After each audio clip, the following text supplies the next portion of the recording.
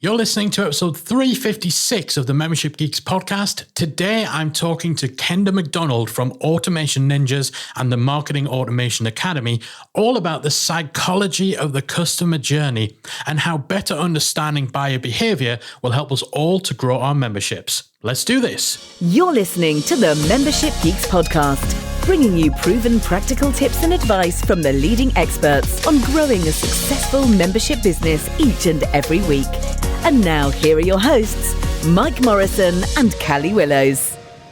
Well, hello there. Welcome to this week's episode of the Membership Geeks podcast. I'm your co-host, Mike Morrison, joined as ever by the one and only Callie Willows. Hello there. And I'm very excited about today's episode because we are featuring a very, very smart cookie in Kenda Macdonald from Automation Ninjas and the Marketing Automation Academy. And Kenda's a whiz when it comes to marketing automation, but it's really the thorough understanding of the customer journey and the psychological side of buyer behavior that she has kind of a unique handle on.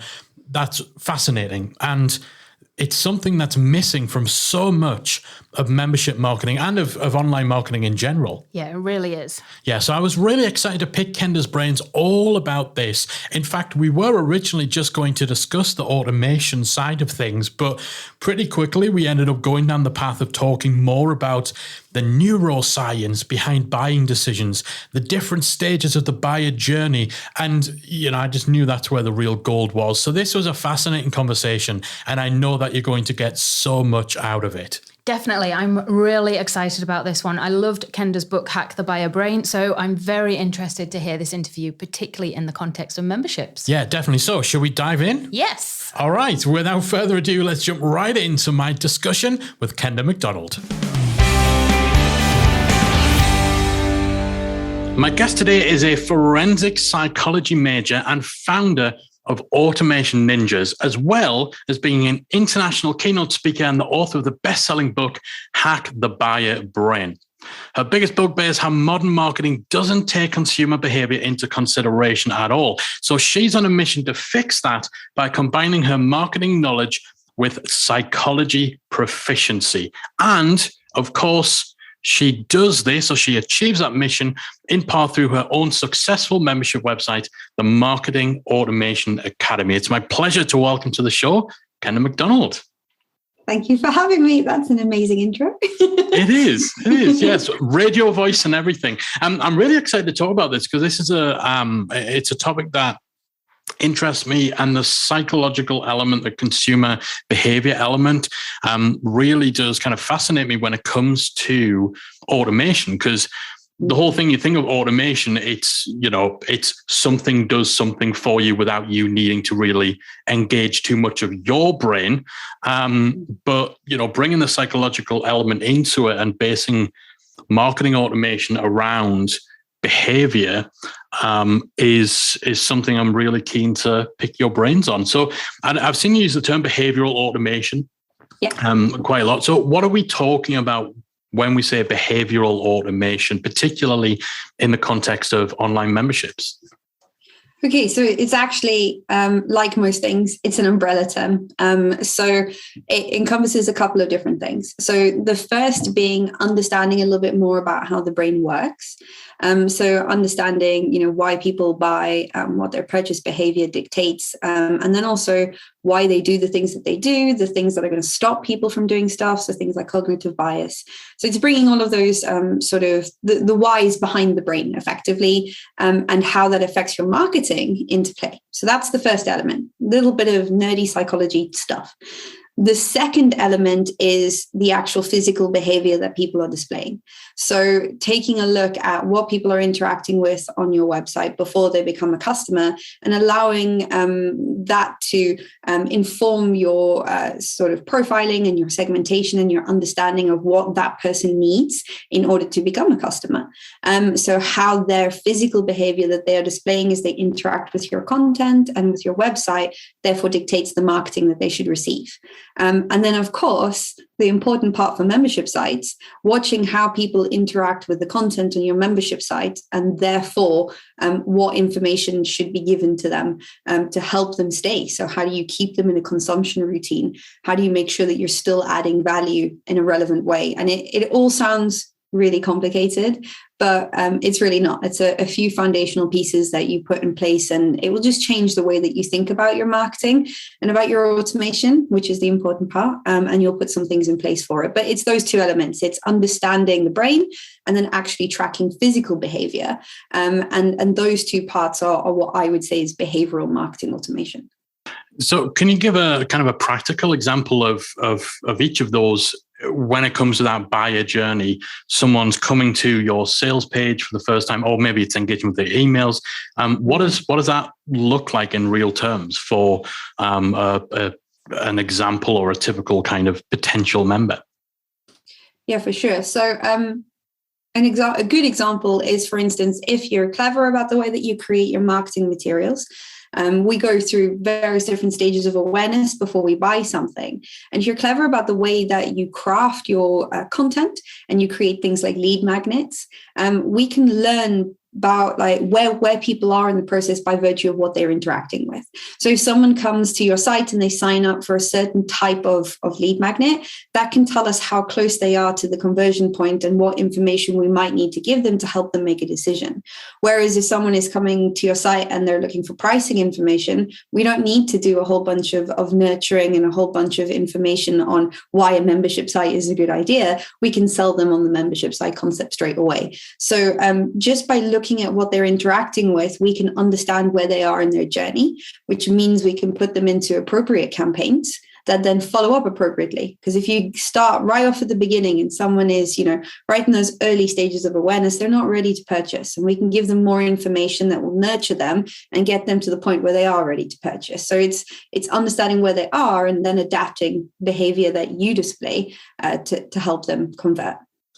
Yeah, and that definitely seems to be something that is missing from a lot of what's taught about digital marketing, not just from the automation standpoint, but there's so much focus on getting that perfect funnel and pushing everyone through this conveyor belt of engagement that's kind of like identical for everyone.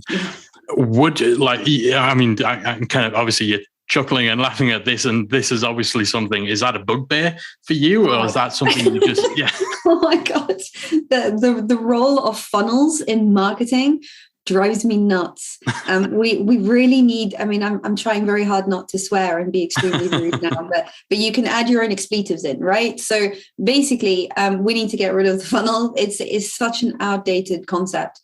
It still has its place in terms of, campaigns have a start and they have an end, but it's part of a customer journey. It's part of an automation journey that you need to take people through, and you need to provide different information based on where people are. And you can still do that in a structured, automated way that is easy to put together. You just need to understand your consumer. But this whole concept of funnels has given rise to something that I call random acts of content.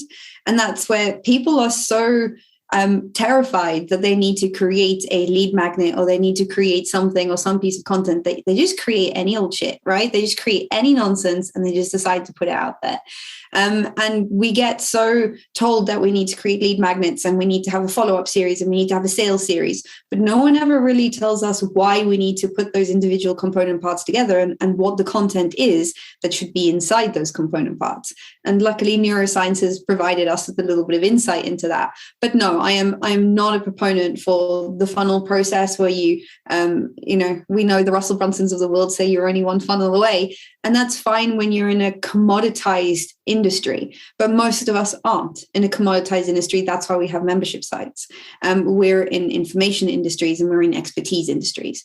And when we're in those kinds of industries, we have to adapt the way that we provide information. And our consumers are consuming more content than ever before. They're not interested in going into your one funnel to rule them all. That's not how modern marketing works. Instead, we need to create something that's more flexible and more personable and more catered to where someone is in their own personalized customer journey. And it sounds so complicated, but it isn't. It's really not as complicated as it sounds. It's just about understanding the stages that people go through and then providing the right information for each of those stages. And by virtue of what they are interacting with, they will tell you at what stage they are, so you'll know what the next step is. So it sounds complex, but it's actually blessedly simple when it comes to it. So for people who maybe aren't taking your word for how simple it is, they're maybe still kind of thinking, yeah, this sounds like a lot, going from worrying about, getting the funnel right to, okay, well, now we kind of need to have something that figures out where people are and then meets them wherever they are in that buying process. Where do they start? How do you start with adapting what might just be like a years old approach to sales and marketing? So the very first place I always start is the awareness journey. So do you want to do a little bit of neuroscience? Do you want to? Yes, definitely. Yeah. Okay. So everything needs to be reverse engineered from the purchase point. And thanks to the fact that most universities now have fMRI scanners inside them, we've had just an amazing explosion of insight into how the brain works in the last 10 to 15 years. It's been really amazing. And Professor Brian Knudsen and his colleagues at Stanford University did an amazing study where they put people in an fMRI scanner and they got them to go through the purchasing process. And what this allowed us to do was to understand exactly what the brain is doing when it's buying something and when it's deciding to buy something. So the experiment was really simple. They set it up so that they showed them a product that someone might want to buy. So there were lots of different products, but they showed them a product, they showed them a price point for the product, and then they gave them an arbitrary amount of money and said, would you buy this product? And it was just a button, yes or no. And then scanned the brain as it was going through this process. And it was just revolutionary. So it was pretty straightforward. When people saw the product, the reward centers of the brain lit up like a Christmas tree, exactly what you'd expect to see. Our brains give us a little bit of a dopamine hit when we want something. So when people are looking at your products and services and they want them, your brain actually emulates having them and gives you a little bit of dopamine to make you want that thing. So exactly what we expected to see, all in line with what we kind of wanted. But it was when people saw the pricing that everything went out the window and it was chaos. So what we expected to see was prefrontal cortex activation. So that's the part of your brain that deals with higher level decision making. So like think maths and complicated decisions and that kind of stuff. We expected to see that. And also thanks to some work by Antonio Damasio, another neuroscientist, we expected to see some emotion center activation because we can't make decisions without emotion getting involved. Emotion helps us understand what is good and what is bad. That was what we expected to see. All logical, sounds perfect. Not what we saw at all. Like none of that happened. Instead, it was the pain center of the brain. So literally the part of the brain that's responsible for like emotional trauma or physical trauma that lit up like a Christmas tree. And everybody was like, what? This makes no sense. Wow. We have to remember, like, at the end of the day, we evolved to survive. We did not evolve to buy stuff. So the brain is hacking itself all the time to kind of get by in modern life with the weird situations that we've put it through all the time. So yeah, that's how the brain understands pricing. And so this was like already like, wow, okay, that's weird that's happening. But what was even cooler was that the neuroscientists, as they were going through the experiment, they could watch people's relative brain activation and go, that person's going to buy and that person's not going to buy, before that person had decided whether or not they were going to buy, before they pushed the button to say yes or no. So that gave us the purchase formula. And the purchase formula is that the net value of a product, so the likelihood of someone purchasing, is equal to the amount of reward activation that the brain gets when it sees your product, minus the amount of pain activation that it has when it sees the pricing. And really what that means is that you have to have more reward activation than you have to have pain activation. And the challenge that we have is that in sales and marketing, we always try and reduce the amount of pain activation that someone has. That's the whole thing that we focus most of our campaigns around, is to try and make sure that people aren't feeling pain when it comes to the pricing of our products and services. And it is the one thing that we don't have control over. We don't control how people react to monetary amounts. We can minimize it a small amount, but we can't control that, and we cannot mitigate it, because that's how the brain understands pricing effectively and money. But what we do have a lot of control over as brands and as businesses is the reward activation. So I know we're getting a long story now, but coming back in a loop, that reward activation needs to be as high as possible.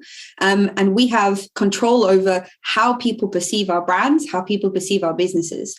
And the fascinating thing about this is that none of that happens at the point of purchase. That is all decided pre-purchase as people are going through their consumption journey, and as they're deciding whether or not to become a customer. All that reward activation is happening there. And we can, with content and the information that we put out there, increase the reward activation. The challenge is that value is variable, and what is valuable to the consumer, and therefore what gives them a reward activation, changes as they go through the purchasing process. And that is precisely why I get people to focus on where people are in their individual stages. So we have these amazing stages that were originally created by Eugene Schwartz. So in his book, Breakthrough Advertising in the 1970s, this actually maps perfectly to the general learning process the brain goes through when it's deciding to encode or recall information. I just don't like to use that because it's boring psychology babble, and Eugene Schwartz's stages are a lot more fun, but they map perfectly, right? So we go through this little process of awareness before we buy a product or a service.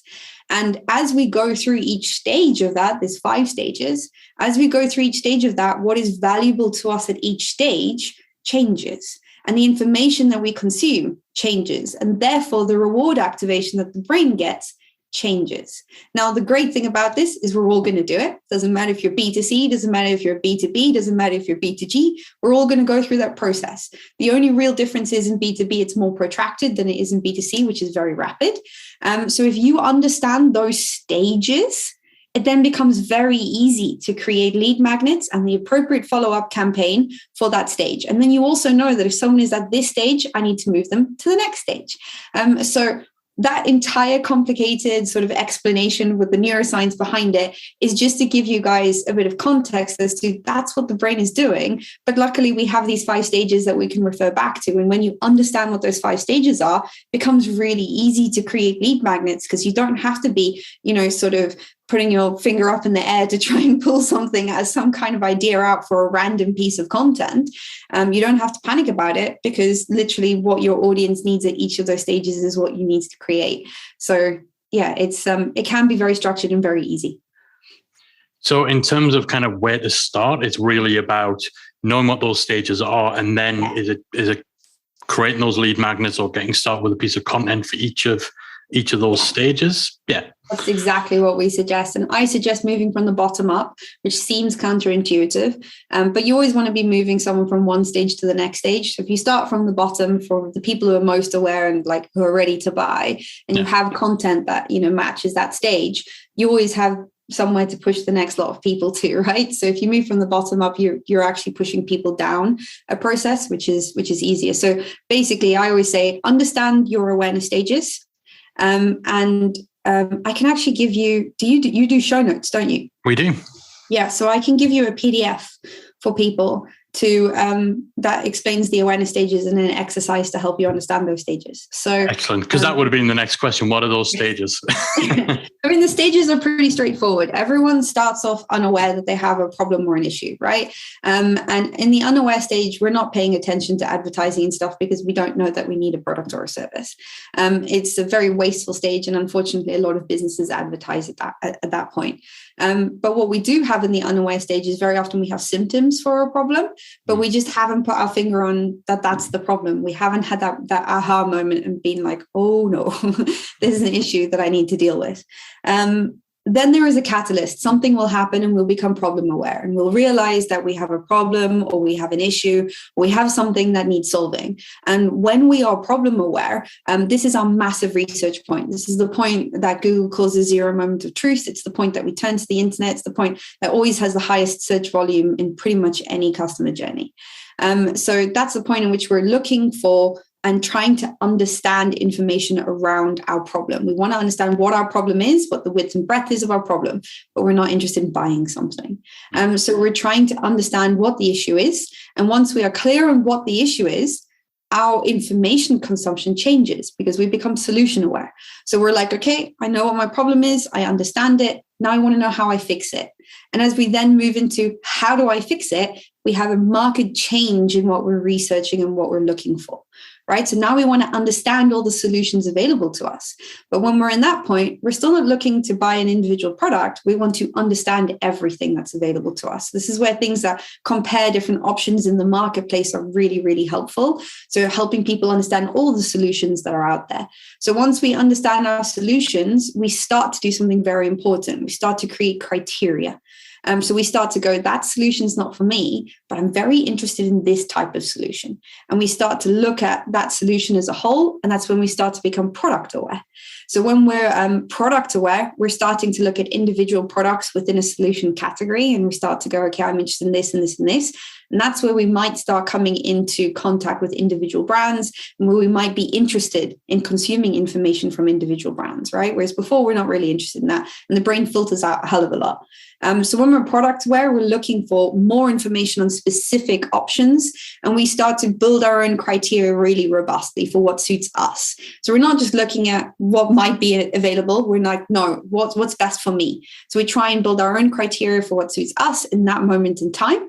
And we also try and understand what is suitable and what isn't suitable. And that's where we rely on experts to help us understand, what products will work for me and what should I be thinking about when I'm making a decision. So we look for that kind of information. And once we're comfortable with all the products and we decide, I have a problem in making money. I am an expert. I need a membership site. This is the point at which people might go, how the hell do I set up a membership site? And we move into most aware, which is where we are looking for solutions and we want to buy them. And this is where we're looking at individuals, we're looking at individual companies, individual brands, individual expertise. And this is the point where we're now going and comparing and contrasting things like reviews, competitors, looking at pricing. All that stuff happens in the most aware stage. So when you're looking at those 5 awareness stages, from unaware to problem aware to solution aware to product aware to most aware, our consumption changes markedly at each of those stages. And sometimes we go through it very rapidly, like in B2C, but in B2B and B2G, B2G is the worst. B2G is business to government. That's the worst one. You got many years there. Yeah, I got a little shiver up my spine when you said that there. I was like, oh. No. That's the worst. I've had business to government before. It's just long. It's long. It's a slog. It's a real slog. But B2B is quite nice because you can see those. You can really see the individual stages super clearly, and people spend months sometimes in each of the stages. So it can be quite fun to create content for, which is whereas B2C is very rapid for the most part. So yeah, if you understand those stages, it's really easy then to see, someone is consuming information on how to do something, which means they must be solution aware. And that means that I know that the next stage is going to be product aware. So I know when they get to the end of that blog or the end of that video, I can suggest the next piece of content that they can go off and consume. So it then becomes really easy to structure things together. So it sounds super complex, but it's not that complicated when you break it down, because their behavior will dictate where they are in their journey, and therefore what the next step is that you can offer them. And that makes complete sense because, if someone doesn't even know that they have a problem that needs solving, then you're not going to be presenting the same content, the same funnel. I'm scared to use that word now. You're not going to market to them in the same way as you'd market to someone who, knows they need to go through some sort of training to accomplish a problem that they've already sussed out that they need. But most people do just give the same stuff to everyone, or they look at it as, if someone's in the first stage of the buying journey, that's when they're consuming free content. The next stage is when they come on your email list, and then you've got to get them ready to buy. But that's that's funnel think. As opposed to, it's super short term. It's super short term because the thing that we're trying to do, the thing that I'm always really trying to get people to think about is that reward activation. How do you increase that reward activation that the brain is having? You do that by providing the right information to people and helping them at the stage that they're in, and then helping them make the appropriate decision. And so when you start thinking about awareness rather than funnel thinking, what you start to think of is, if someone signs up for my lead magnet on like what a membership site is, they're right in the beginning. They're not necessarily ready to buy at this point. I might need to send a few additional pieces of content. Maybe they need to go into a couple of nurture series before they're ready to buy. You can have soft call to actions for the people who want to make those decisions, but maybe your main call to action is actually to get them to consume another piece of content up until the point that they're ready. And so basically you can then take them from stage to stage to stage in a more structured way, and help people make appropriate decisions and get the conversion in a more appropriate way, rather than being super short term about it. Because that's the thing that really makes me sad, is when you see people work really hard for a lead, and they've got someone that's super top of funnel right in those problem aware stages, and then they sell to them hardcore and they lose that lead. And then that's it, because you've kind of sold at the wrong part of the process. So you still have your soft call to actions. Don't worry. You can still have soft little things that are like, by the way, you can check this out if this is interesting to you, but you don't hit them with a hardcore sales webinar or a hardcore sales series until they're ready for it. Until they're in that moment, because the thing is, consumers are interested in consuming content about the stuff that they want to buy. They just have to be in the right moment. And we miss that moment a lot of the time. Now, the idea of obviously the reward versus kind of the trauma. I love that we're talking about your pricing traumatizes people. I'd imagine that's going to be even more important for something like a membership site, where it's not a one-off purchase. It's a commitment to continue paying. Yeah. So I'd imagine the need for that reward side to be even higher is going to be there if you actually want to retain people. Because if there's a bit more trauma there, then perhaps there's a bit more likelihood of buyer's remorse, or, going into things with a bit more skepticism that might, or more of a short-term view that might lead to people just not sticking around. Yeah, and that's why onboarding and having a proper automated onboarding series that takes people through, and also some personal touches where you can as well, makes all the difference.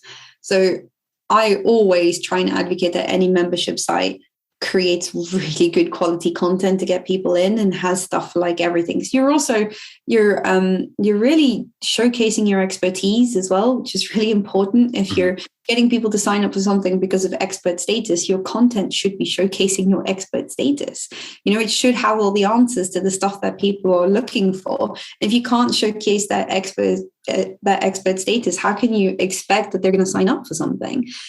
So you're kind of killing several birds with one stone. It's a terrible analogy. I'm sorry. Yeah.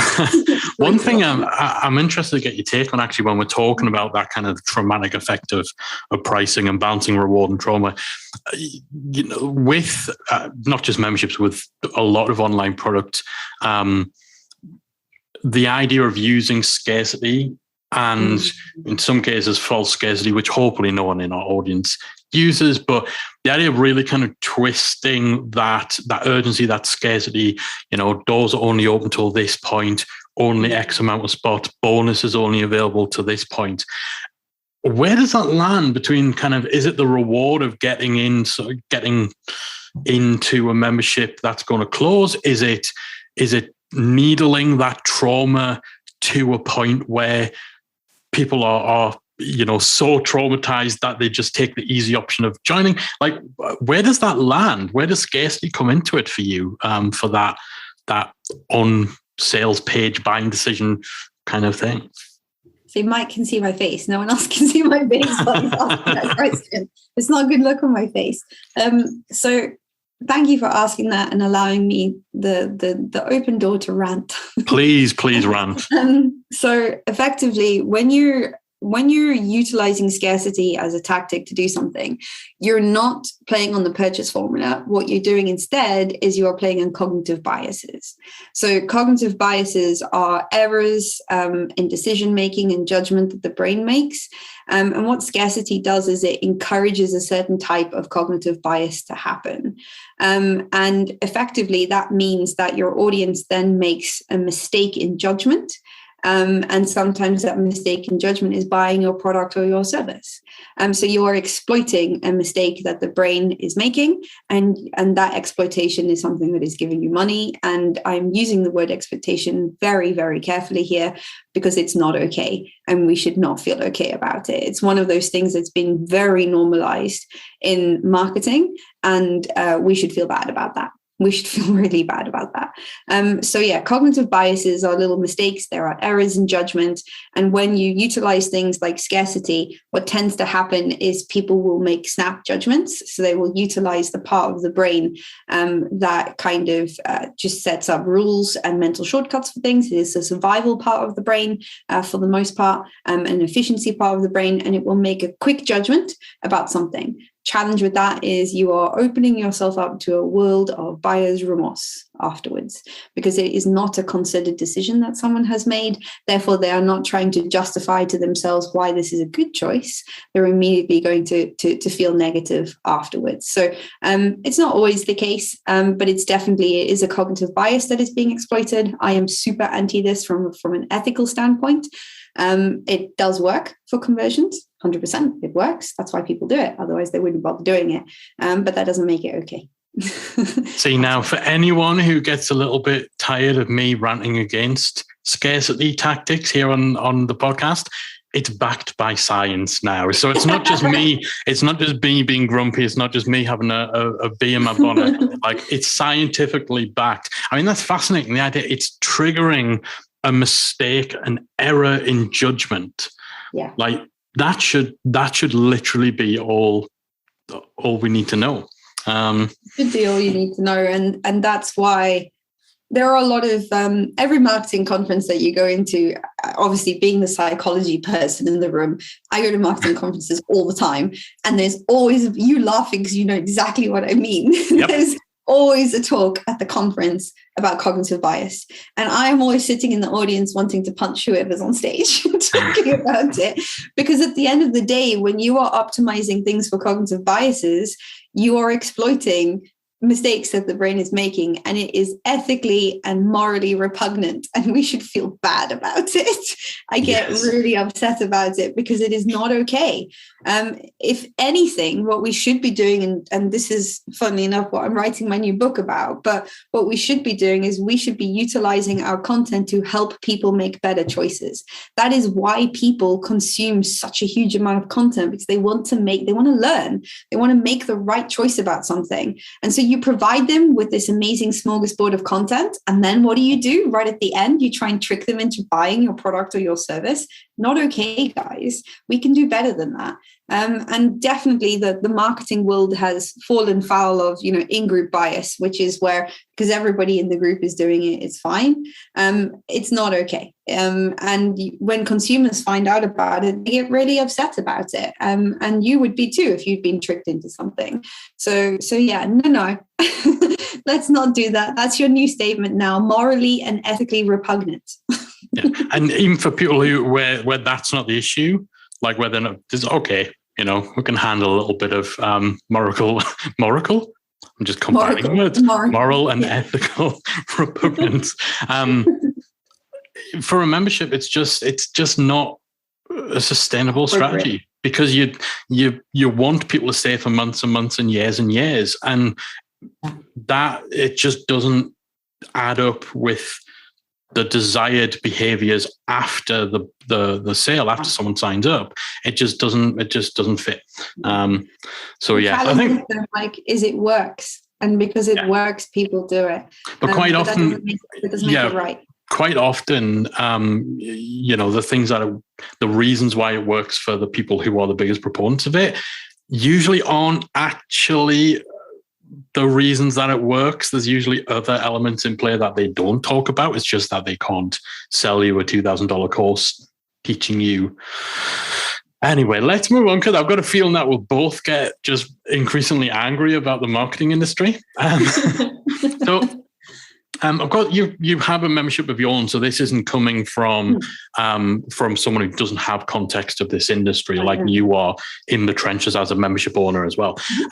Can you give a just quick practical example or two of interesting ways that you're using automation to support your membership? Yeah, for sure. So I have a couple of different lead magnets that we utilize. So free things that people can sign up for, and then they go into an email series. So if it's at the appropriate stage, then we will offer them the membership. The other thing that we do is we progressively profile our audience, which sounds scary and creepy, but people expect it from us. So no, what we do is we track the types of content that people are interacting with. So we send out a weekly blog, and we have all sorts of stuff that we put on that blog. It's all valuable information and it's all free. And what we do is we track on what people are clicking on, and based on what they're interacting with, that tells us where they are in their journey and also the types of things that they might be interested in. And if they are a good fit for the membership, they will get dropped into a membership sales series for it at the point at which their behavior dictates that they're at that part in the journey. So we have that. And then we have our lead magnets that are catered towards the membership. And then by far our best one is our webinars. So we have webinars and then an automated follow-up series that goes to the people who attend the webinar versus who don't attend the webinar. So we always choose a topic for the webinar that we know is covered inside the membership in more in-depth detail, is at the appropriate awareness stage. So, we're talking to the right kinds of people. We give them massive amounts of value, and we actually help solve that problem on the webinar. And then we say, if you have more issues like this, or you want to go more in depth, all this content is inside the membership. So we're kind of giving people part of the puzzle, and we're saying, the rest of it is here. But we give people enough that they don't feel like they need to sign up if they don't want to. The idea of doing the webinar is because so much of the content and training is done by me. I want people to be comfortable with who I am, the way that I teach things, the way that I talk about stuff. And I also want them to want to go further. I don't want them to feel like they have to sign up in order to have their problem solved. I feel like, so I give them enough that they can solve their problems by themselves if they wanted to. I always give a workbook and a worksheet that we work through on the webinar.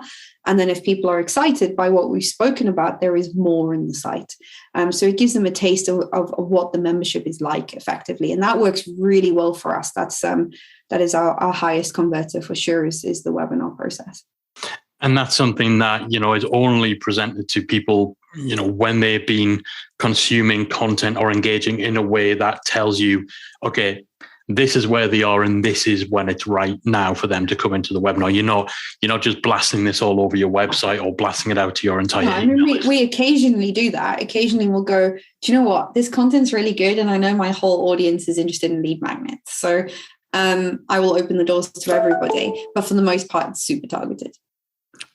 I like that. Now, obviously, we mentioned a lot of this is looking at people's website activity, the content they're consuming, emails that they're opening, all that sort of stuff.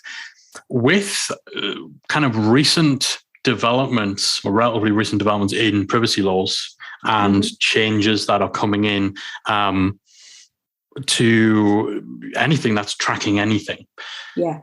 How is that affecting stuff? How is that added scrutiny that user behavior tracking is under? How is that affecting the ability to incorporate this kind of behavioral based automation into marketing? I love this question in such a great way. So it's done a couple of things. It's made our lives harder in a couple of aspects. So there is a couple of things. The iOS 15 update, which was basically, for those not in the know, it was a way that Apple decided to suppress the email open pixel. So you couldn't tell whether or not someone from Apple had opened your emails. So we weren't quite sure how that was going to work. What it ended up doing was it ended up telling us that 100% of Apple people had opened emails. So if you've seen in like the last sort of 4 to 6 months a massive spike in open rates, probably because most of your audience are Apple users and they're using Apple Mail. Really, it's only really affected open rates and it's skewed open rates. Open rates have always been a dodgy metric to track because open rates are tracked by a little bit of code pretending to be an image inside an email. And if that image loads, then we can say, yay, the email has been opened. But of course, if someone has their images switched off, we don't know that they've opened the email. So, or if someone is working in a business environment where images are being prefetched, which is exactly what Apple is doing, which is skewing the open rates. They're prefetching the images so that it opens faster when someone actually does open the email. That means that you don't actually know that someone's opened the email. So email open metrics have always been unstable, and they're even more unstable now. So I think with some of the new changes in GDPR and what Apple's been up to, it's really telling us that people aren't comfortable with having being tracked and having their data exploited. So I'm quite happy about this, because I want people to be empowered about the choices that they make. And I want us to be more clear with people about how we personalize their experiences. And the thing is, the second you sit down with people and you explain to them, yes, we're tracking, but we're tracking so that we know when you're at these early stages, we're providing you with the right information to solve your problem. And we're only ever doing it to provide you with the right information and not just a whole bunch of nonsense. People suddenly are very comfortable with being tracked in that way. What they're not comfortable with happening is you stealing their data and using it in other ways. So I for one, welcome our overlords. So I'm quite happy with having people, have open conversations about this, because I think it's conversations we need to have. And I think people would be more comfortable with it if they understood what's happening and what we're actually doing with that data, and we're not being nefarious and weird about it. So yeah, I'm quite happy with those developments. I think it's important. It's not making it harder. It's just making us focus on the more reliable metrics instead. So obviously, this is that whole area has been a big part of the development of, it's not just the automation side of the stat side, just marketing in general. I think this has been something that's been shifting things for the last 5, 6, 7. How long is it since GDPR came in? Was that 2016? 2017? I don't even know. Ages ago. It's a long time, yeah. Yeah, and I'm sure there's more to come. But where do you see things going in the future when it comes to like marketing automation, behavioral automation? Is there anything you see developing like now, or stuff that people might not be aware of that's coming in the pipeline that we can start thinking about? There isn't anything significant at the moment because of the fact that GDPR changed the landscape so significantly, and then the cookie policy update, and then iOS 15. I think the industry is reeling a little bit under the weight of those changes. I think they're important changes. I do welcome them, because I'm here for openness and being able to help people in the most appropriate way possible. I think the thing that is going to happen is that people are going to be more and more conscious of the sneaky shit that marketers are doing all the time. And that should be a big warning sign to us. It should be a warning sign that we need to be better to our audiences. Because funnily enough, when you're lovely to your audience, they don't mind. But when you're being sneaky and underhanded and only doing it for yourself, they mind a lot. So there isn't anything major that's up and coming now that I'm aware of at any point. And I'm on the Data and Marketing Association email council because I'm that much of a nerd. But so there isn't anything huge in the pipeline at this point in time that I'm aware of. But that being said, I think there is a bigger shift in what consumers care about, and we should be paying very close attention to that.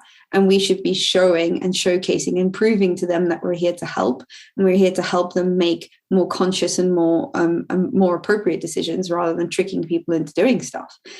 So I think there's a signal in there that a lot of us are ignoring. I'm not in that camp, but I think a lot of people are ignoring those warning signs.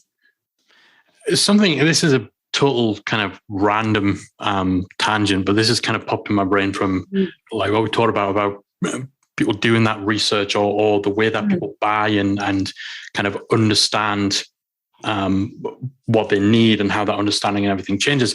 I was at a conference recently. There was talk from a guy called Robert Rose, who kind of floated this idea that the empowered buyer, or the idea of an empowered buyer, is a bit of a myth.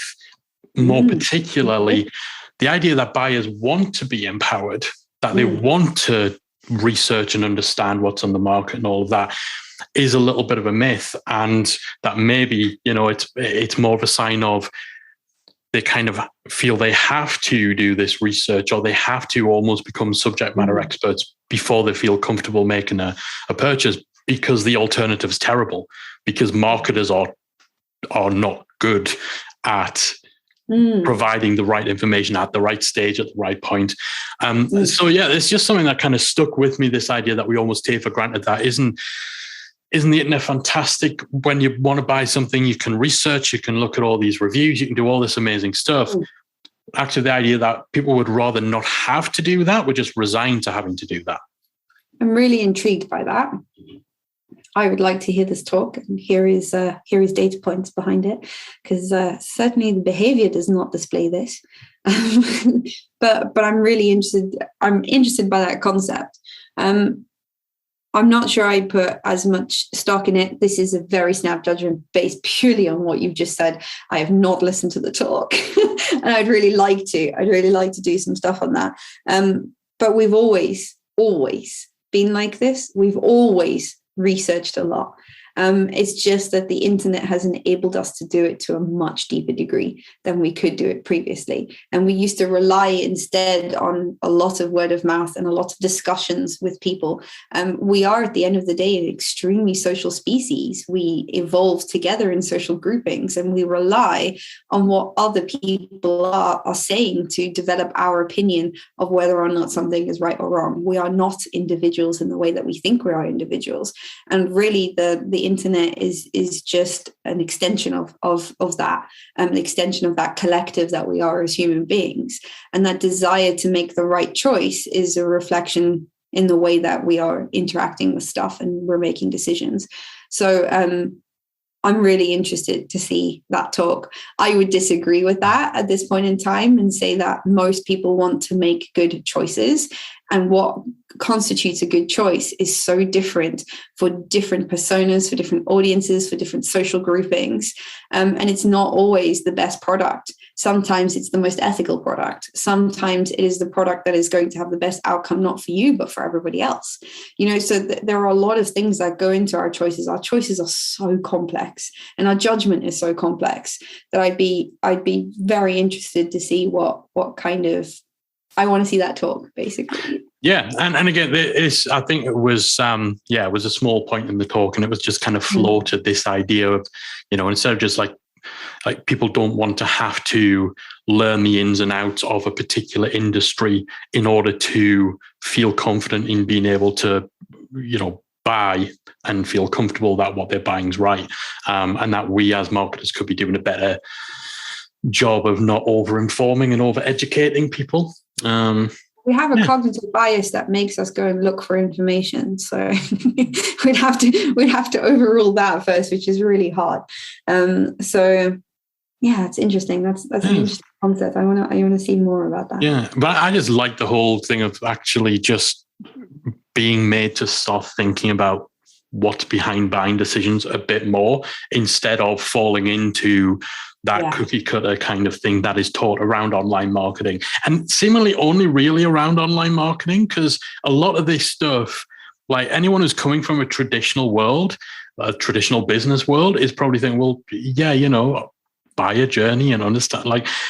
But in the online space, I do think it's become so gimmick driven and so one funnel away, and all that sort of stuff that. People don't actually put as much thought into the human side of it. And I think when go on. No, go on. I was going to say, and I think obviously, you coming in with this is actually what the human side is in terms of how the brain works, is fascinating. I think that the problem with it is that what we've done is we have effectively, the whole point of marketing automation started off as how do we sell in a more efficient way. And originally, if you looked at the tools and the technology that was created, so like going back when I first started in the industry 10 years ago, there wasn't a hell of a lot that you could do. Like think about MailChimp 10 years ago, like sweet baby Jesus, there wasn't much that you could do in MailChimp 10 years ago. You could pretty much, someone's put themselves on a list and you send them a thank you email. You couldn't even really, and then you do an email broadcast. And that was like, whoo, the height of technology, right? It was so exciting. So I think the whole concept of the funnel was a convenient concept for software in terms of making software do something appropriately, and a way of kind of shoehorning the sales process into the way that software worked at that point in time. I mean, we have come so far in what we can do with marketing automation now and how we can personalize the process. We've just forgotten to step away from the funnel. And to HubSpot's credit, HubSpot are not my favorite marketing automation tool. They're amazing, but they're not my favorite. But ages ago, like 8 years ago, maybe a little bit more, HubSpot came up with the concept of turning, the CEO at HubSpot came up with the concept of turning the funnel into a flywheel. So more of a cyclic approach, which is closer to where we should be looking at, something which people can fall back out of, but then be scooped back into the process, because we are individuals and we do have our own consumption routines. But you can start just by understanding those awareness stages and just, even just creating, even if you wanted to stick with the idea of funnels, just create a funnel for each awareness stage. So like if you're desperate to stick with it, just do that. But try and make your approach a little bit more of a journey rather than just a funnel. Yes, I like that. And I think that's a good place to wrap things up. If someone wants to get started on really, I don't want to say like re-engineering or rethinking their approach, because that's going to scare the bejesus out of people. But if they want to learn a bit more about this, if they're as fascinated about what's behind that buyer journey and that buyer process and all these different stages and how your business can adapt to that, and naturally, if they want to learn that, they'll want to learn it from you. So where can they go to find out more? So you can head over to our site, it's just automationninjas.com or .co.uk if you fancy. They both redirect to the same place. And the Academy is on there, as well as our blog, and lots of little freebies and informational bits. So you can head over there and check that out. Thanks again to Kenda for coming on the show. I really could have kept going for several more hours. I just find all the psychological, subconscious, scientific aspects of customer behavior and how it all applies to marketing just absolutely fascinating. Yeah, me too. But I have to say, I'm really impressed with how restrained you both were when discussing some of the more, let's say, traditional teachings in the world of online memberships. Yeah, all the stuff, online marketing. Yeah, all the stuff about funnels and scarcity and all that. Yeah, I've heard my fair share of your rants about those sort of practices. Yeah, and now I've got the science to back me up. So it's not just me being a grumpy old man yelling at the internet. Yeah, seriously though, it was refreshing for me to hear things talked about from that angle, and with the sort of insights and experience Kenda has. And hopefully it's given you, our listeners, something to think about as well, either with things you're doing right now or when you see these sort of tactics being taught elsewhere. Yeah, absolutely. And in fact, we'd love to hear what you guys thought of my discussion with Kenda. What was your biggest takeaway? What was your favorite insight? Definitely. Let us know on social media. We're at Membership Geeks everywhere, or you can post in our free Facebook group. Just head to talkmemberships.com to be taken to that group, or search for Membership Mastermind in the Facebook app. Yeah, we would love to hear from you. And if you want the show notes as well as that free resource that Kenda's kindly provided, you can get all of that good stuff by heading over to membershipgeeks.com/356. That's it from us. Thanks again to Kenda for sharing her wisdom with us. We'll be back again next week with another installment of the Membership Geeks podcast, where we'll be sharing our tips on how to breathe new life into your old membership content. See you then. If you enjoyed this week's episode of the Membership Geeks podcast, we invite you to check out membershipacademy.com. Membership Academy is the original membership about memberships, and it's the essential resource for anyone at any stage of starting, growing, and running a successful online membership business. Whether you're still trying to figure out what your idea is going to be and you need some help making it a reality, or whether your website is already up and running and you're looking for ways to grow and attract new members, then Membership Academy can help you to get to the next level. Not only do you get access to our step-by-step membership roadmap, our extensive training library, and exclusive member-only discount and tools, you'll also become part of our supportive, active community of membership owners that will help you along the way in your journey with feedback, encouragement, and advice. All of this and more make Membership Academy the #1 place to be for anyone looking to start, manage, and grow a successful membership business. Check it out and join the community at membershipacademy.com.